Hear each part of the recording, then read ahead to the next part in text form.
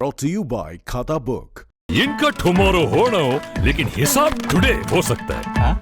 कैसे? भाई खाता आउट करो, खाता बुक डाउनलोड करो, ये ऑटोमेटिकली हिसाब करे, उधारी वापस लाए फटाफट। भेज दिया उसको हिसाब। खाता बुक, बिजनेस हुआ इजी।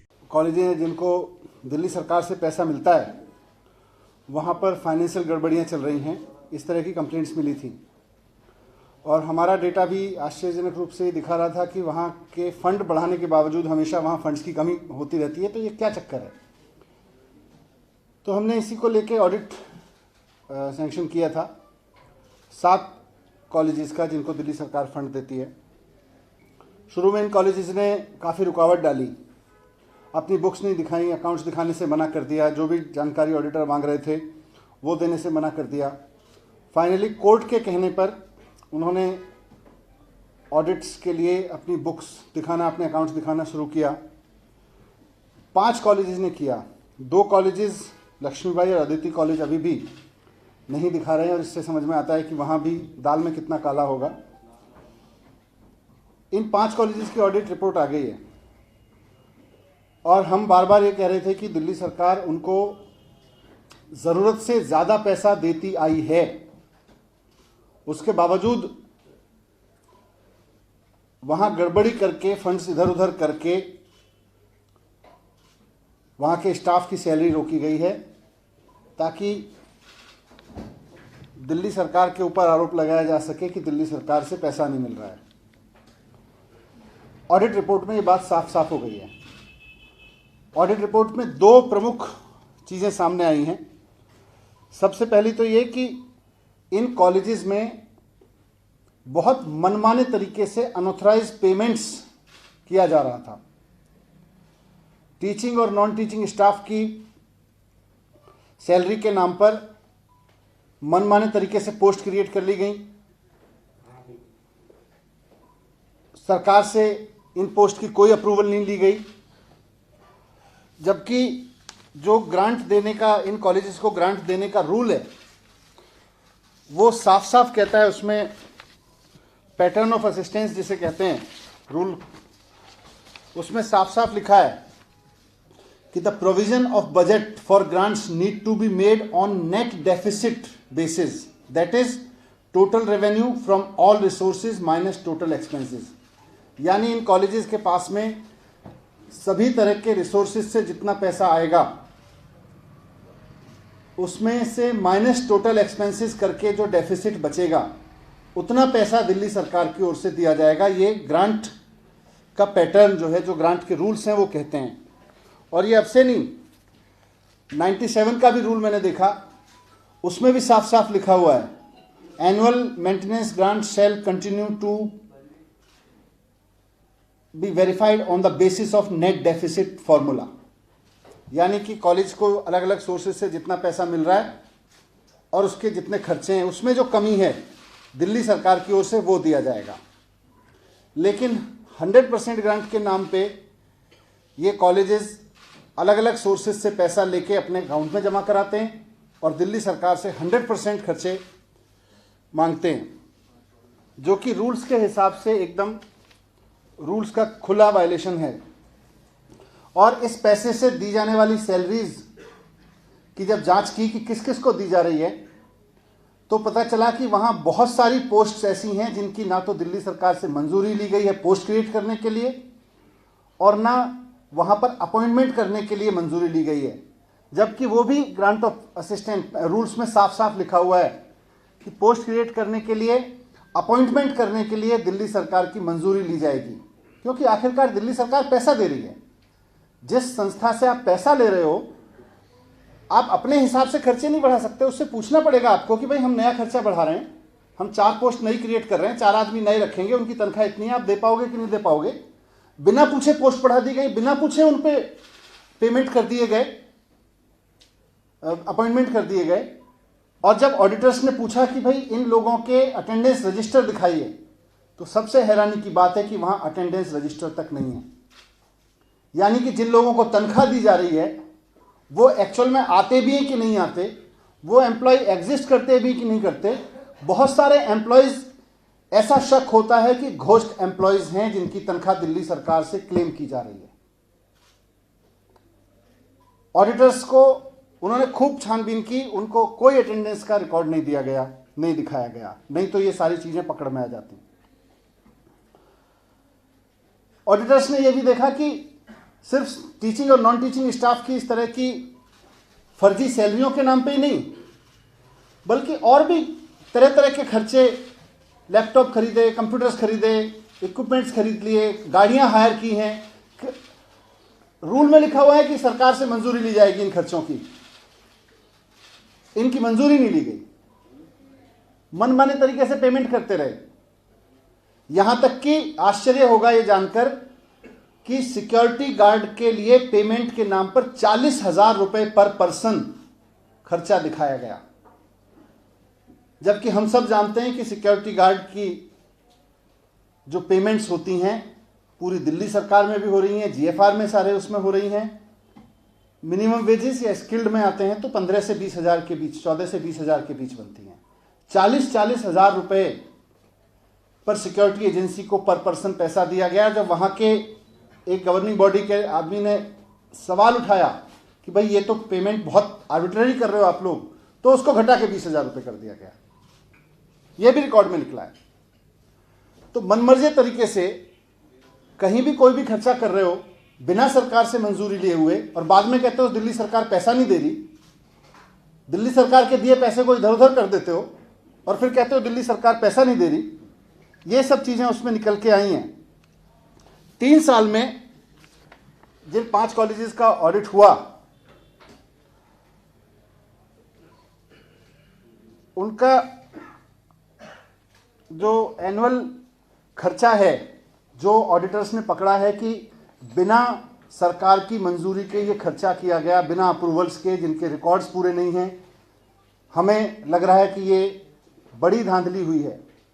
दीनदयाल उपाध्याय कॉलेज में 49.88 करीब 50 करोड़ रुपए खर्च हुआ है बिना सरकार से अप्रूवल लिए, करीब 50 करोड़ रुपए। केशव महाविद्यालय में 29.84 करीब 30 करोड़ रुपए खर्च हुआ है।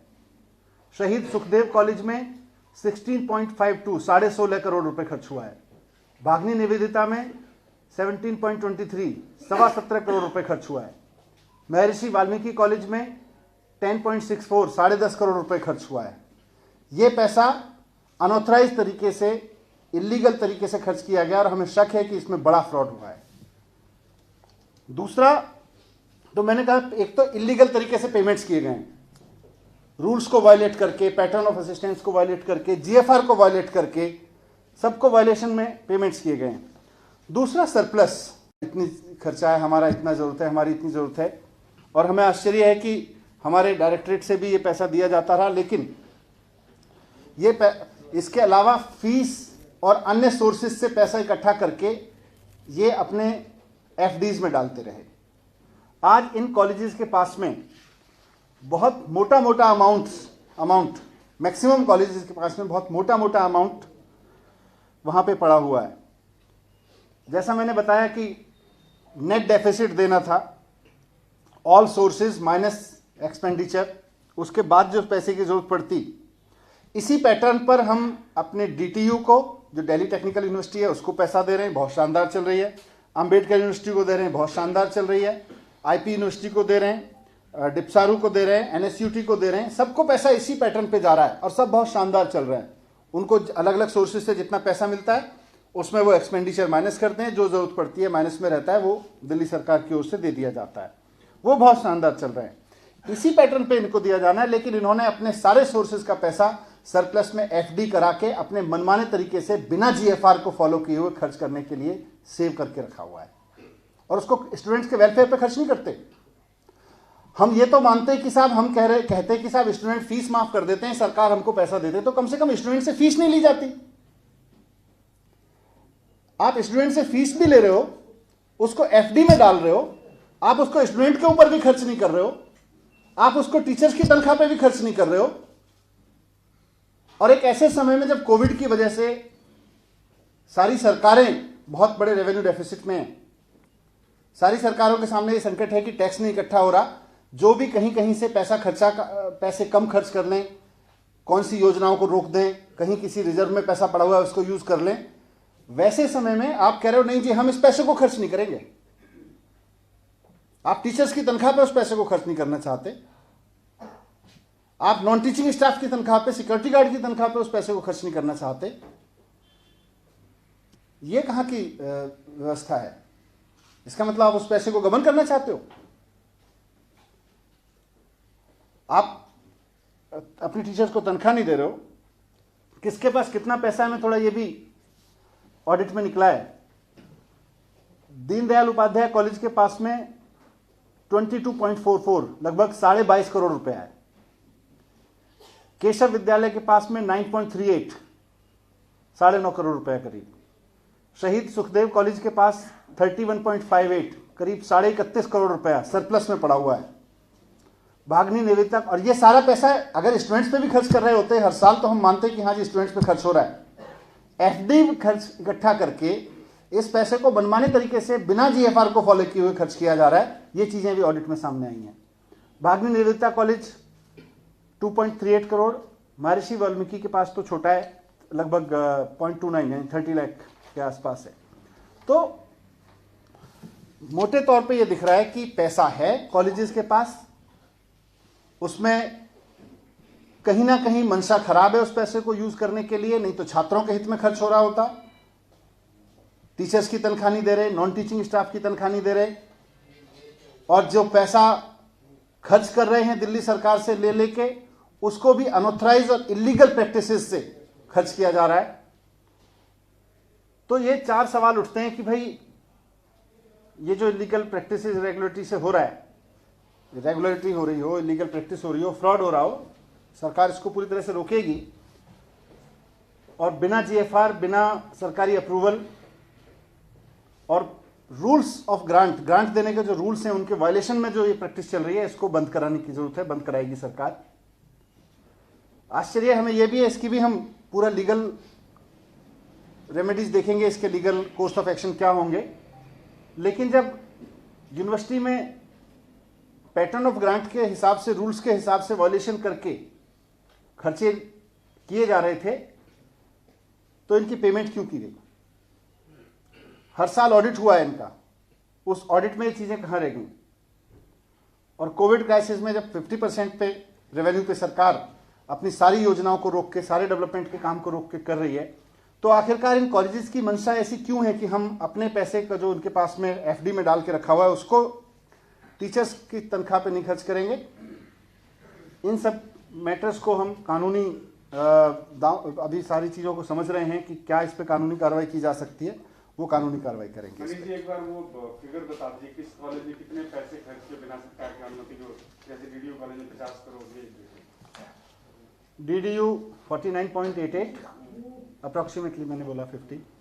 केशव महाविद्यालय 29.84, शहीद सुखदेव 16.52, भागनी निवेदिता 17.23 और महर्षि वाल्मीकि 10.64।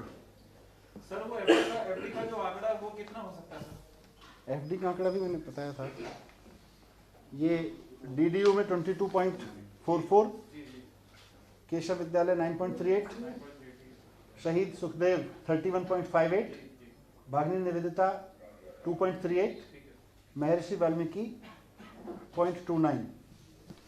तो ये चीज़ें हैं जो मैंने आपके सामने रखी, क्योंकि बार बार ये है भाई यूनिवर्सिटी ने पैसा, कुछ दिल्ली सरकार पैसा नहीं दे रही। इसमें जो रूल्स हैं उसका भी मैं एक लाइन, क्योंकि क्रिएशन ऑफ पोस्ट को लेके रूल्स क्या कहते हैं, creation of teaching oblique non teaching post in the grantee college shall be as per UGC DU norms with the prior approval of Delhi government. Since the college is fully funded by government, hence no appointment against shall be made unless the post creation is approved by Delhi government. ये साफ साफ लिखा हुआ है। ऐसे में बिना दिल्ली सरकार से अप्रूव किए हुए पोस्ट क्रिएट कर ली गई, आपने अपॉइंटमेंट कर लिया, आप उनको पेमेंट करते चले जा रहे हो, और जब ऑडिटर कह रहा है भाई आप अकाउंट्स दिखाइए, इनकी अटेंडेंस दिखाइए, तो आप उसको मना कर रहे हो, तो कहीं ना कहीं तो दाल में काला है ना। सर एक सवाल क्या कार्रवाई करेगी सरकार अभी कॉलेज? सरकार अभी देख रही है लीगल ऑप्शंस क्या क्या हैं, सारे लीगल ऑप्शंस जो कॉलेजों ने अभी तक अपने बुक्स नहीं दिए उनके लिए क्या कोर्ट में आप लोग जाएंगे? उनको कोर्ट में भी चीजें रखेंगे सारी। सर एक सवाल दिल्ली के सरकारी स्कूलों को लेकर है कि जो इंग्लिश मीडियम के छात्र छात्राएं पढ़ाई कर रहे हैं सरकारी स्कूल में, ऑनलाइन क्लासेस उनको हिंदी मीडियम में दी जा रही है। ऐसा किसी एक पर्टिकुलर स्कूल का आपके पास एग्जांपल हो तो बता दें। मैं बाकी तो जो ऑनलाइन क्लास हैं वो जो ऑनलाइन क्लास वही टीचर्स ले रहे हैं जो रेगुलर टीचर्स ले रहे हैं। मैंने मोतीबाग स्कूल नंबर 1 में अपने बेटे का एडमिशन करवाया 11वीं क्लास में। आप मुझे अलग से बता देना। मेरा एक सवाल है आपसे कि दिल्ली में जितने प्राइवेट स्कूल हैं उन्होंने यूपी सरकार का कहना है कि दिल्ली में जो फीस है उसकी पेरेंट्स भर नहीं रहे, इस वजह से डिजिटल क्लासेस को बंद करना पड़ेगा क्योंकि फीस देने के पैसे नहीं है। ऐसे में टीचर्स की नौकरी पे भी आएगी और डिजिटल क्लासेस बंद हो सकती है। इसको लेकर कोई बातचीत या आपको कोई जानकारी इसको लेकर क्या करेंगे? नहीं, मेरे पास कोई जानकारी सर अगर ऐसा होता है तो क्या कर सकते हैं सर? पता नहीं, अभी तो देखते हैं क्या का जो पैसा पड़ा हुआ है कॉलेजेस के पास, सर उसका लेटर ऑन मोटो क्या रहेगा इन कॉलेजेस के? आप क्या नहीं, सीधे सीधे सरकार की ग्रांट की कंडीशन ही इन कॉलेजेस को ये है। बैंक में पड़ा है पैसा? हाँ, तो गलत पड़ा है ना। उनको अपने टीचर्स की तनख्वाह भी देनी चाहिए उस एफडी के पैसे से। जीवी पंत पॉलिटेक्निक का क्या है? इंजीनियरिंग कॉलेज के बच्चे प्रोटेस्ट कर रहे हैं। वो बड़ा अननेसेसरी है। बीजेपी वालों ने कंफ्यूजन क्रिएट कर रखा है और छात्रों को भी मुझे लगता है गुमराह कर रहे हैं। मैं उनसे रिक्वेस्ट करूंगा, मेरे पास भी आए थे जीवी पंत इंजीनियरिंग कॉलेज के छात्र, कई सारे स्टूडेंट्स आए थे, मैंने भी उनसे बात की थी और वो समझ गए थे कि सारा कंफ्यूजन क्रिएट किया जा रहा है। सरकार बिल्कुल किसी कॉलेज को बंद नहीं कर रही है, ये फ्रॉड फैलाया जा रहा है बीजेपी के द्वारा। ये ज़रूर है, हमने बहुत सारे कॉलेजेस आईपी यूनिवर्सिटी से हटा के एनएसयूटी से शुरुआत, एनएसआईटी से शुरुआत की थी। इस साल भी 2 कॉलेज किए हैं। जीवी पंत इंजीनियरिंग कॉलेज को अब Delhi skill and entrepreneurship university के तहत उसके तत्व उसमें चलाया जाएगा कॉन्स्टिट्यूएंट कॉलेज के रूप में। और अभी सरकार उस पर 526 करोड़ रुपए खर्च कर रही है नया कैंपस बनवाने पे। अब वहाँ अभी कुल मिला के हर साल 120 बच्चे एडमिशन होते हैं, 120। अब 120 बच्चे एडमिशन लेके 526 करोड़ रुपए खर्च करके नया कैंपस इतना शानदार बना रही है, तो सरकार की मंशा है कि वहाँ कम से कम हर साल 1800 बच्चे तो एंटर करें, 1800 बच्चों की सीटें तो क्रिएट हों वहाँ पे। तो इसलिए सरकार उसका एक्सपेंशन कर रही है। सरकार उसके कोर्सेज को, हमने यूनिवर्सिटी को रिक्वेस्ट किया है, यूनिवर्सिटी की वाइस चांसलर हैं, IIM अहमदाबाद की सीनियर प्रोफेसर रही हैं, वो अभी ज्वाइन किया है उन्होंने। वो पूरे सारे कोर्सेज को रिव्यू करके उनको अपग्रेड करा के यूनिवर्सिटी अपने हिसाब से उनको रिवाइज करेगी और मार्केट की नीड और फ्यूचरिस्टिक नीड के हिसाब से उनको डेवलप करेगी। उस सब के लिए उन्होंने हमसे कहा था थोड़ा समय चाहिए, तो 1 साल हमने उसमें एडमिशन प्रोसेस हॉल्ट किया, लेकिन इसी साल हमने 1330 सीटें और भी बढ़ा दी हैं। तो ये बीजेपी जबरदस्ती क्रिएट, इनके पास कुछ है तो है नहीं एजुकेशन के लिए काम करने। एक सवाल सर, दिल्ली दंगों में उमर खालिद को लेकर दिल्ली सरकार ने उनके प्रोसिक्यूशन को चलाने के लिए मंजूरी दे दी है, इस पर क्या जानकारी है? अभी मेरे पास कोई जानकारी नहीं है। Thank you.